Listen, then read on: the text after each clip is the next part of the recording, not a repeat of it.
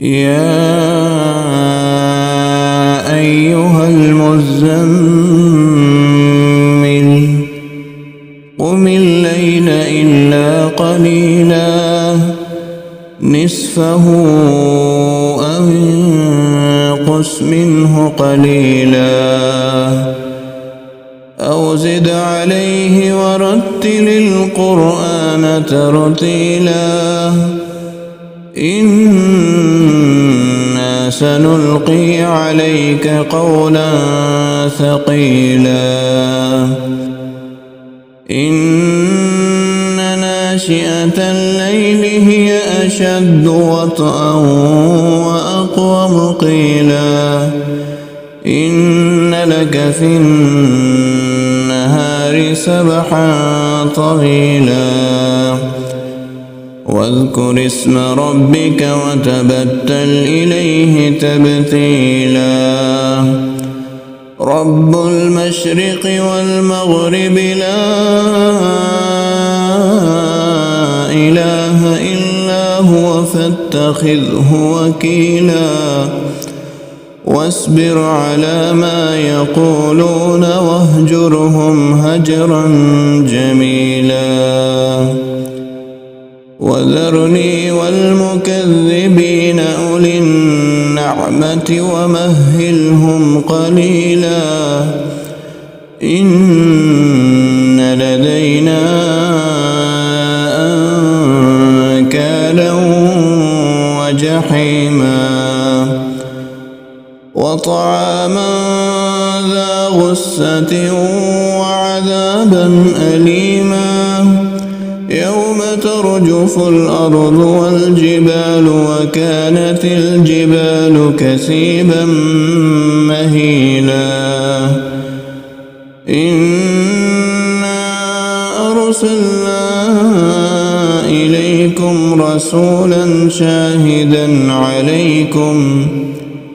شاهدا عليكم كما أرسلنا إلى فرعون رسولا فعصى فرعون الرسول فأخذناه أخذا وبيلا فكيف تتقون إن كفرتم يوما يجعل الولدان شيبا السماء منفطر به كان وعده مفعولا إن هذه تذكرة فمن شاء اتخذ إلى ربه سبيلا إن ربك يعلم أنك تقوم أدنى من ثلثي الليل ونصفه وثلثه وطائفة من الذين معك والله يقدر الليل والنهار علم أن لن تحصوه فتاب عليكم فاقرؤوا ما تيسر من القرآن علم أن سيكون منكم مرضى وآخرون يضربون في الأرض يبتغون من فضل الله وآخرون يقاتلون في سبيل الله فاقرؤوا ما تيسر منه وأقيموا الصلاة وآتوا الزكاة وأقرضوا الله قرضا حسنا وما تقدموا لأنفسكم من خير تجدوه عند الله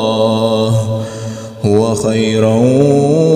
وأعظم أجرا واستغفروا الله إن الله غفور